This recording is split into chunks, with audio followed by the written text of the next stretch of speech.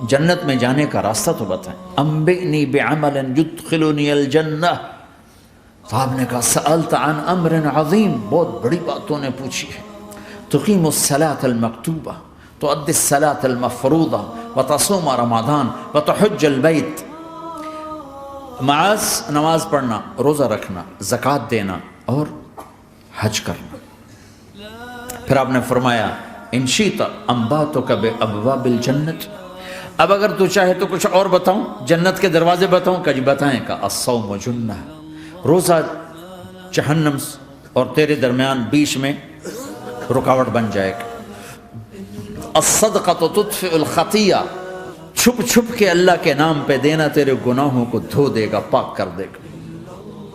وقیام الرجل فی جوف اللیل ابتغاء وجہ اللہ، اور رات کے اندھیرے میں کھڑے ہو کر اللہ سے باتیں کرنا۔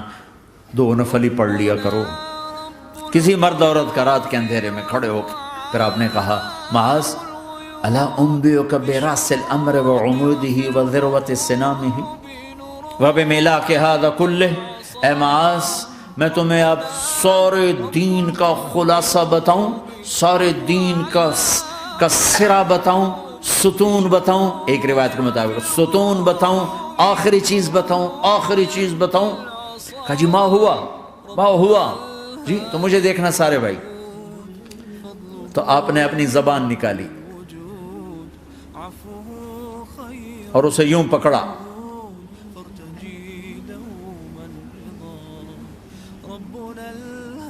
معاذ کف ھذا، معاذ اپنی زبان پہ قابو پا جا، یہ میری پوری شریعت ہے، یہ پورا دین ہے۔ یہ کس کو سمجھایا ہے؟ معاذ کو۔ کیسے سمجھایا؟ جیسے چھوٹے بچے کو سمجھاتے ہیں، ایکشن کر کے۔ صرف اتنا بھی تو کافی تھا بھائی، زبان کی احتیاط کیا کرو۔ ایسے سمجھایا جیسے چھوٹا بچہ۔ کیوں؟ کہ مشکل ترین کام ہے۔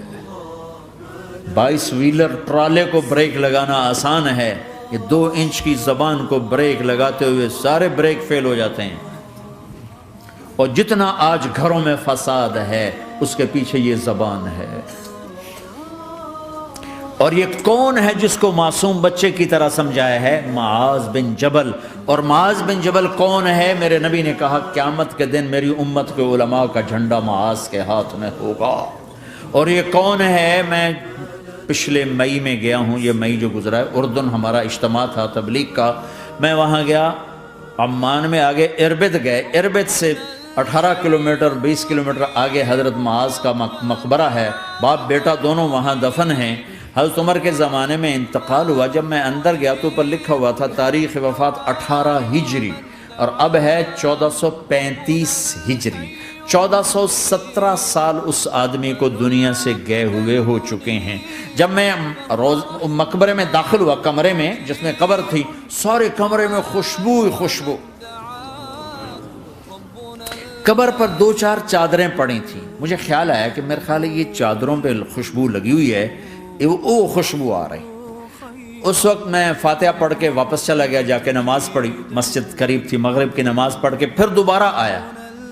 پھر میں کھڑا ہو کے سوچ رہا ہوں یہ کیسی خوشبو ہے۔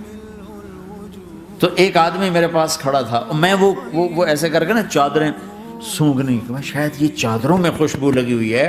ایک آدمی میرے پاس کہنے لگا جناب یہ خوشبو چادروں میں نہیں ہے، یہ اس قبر والے کی خوشبو، یہ 24 گھنٹے آتی رہتی ہے، 24 گھنٹے۔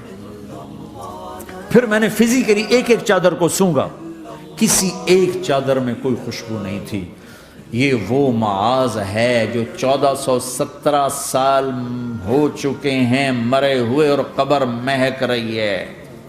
میں سنی سنائی نہیں بتا رہا، آنکھوں دیکھا بتا رہا ہوں، خود گیا ہوں، خود یہ مئی جو گزرا ہے۔ ان کو ایسے بتا جو چھوٹے بچے کو معاذ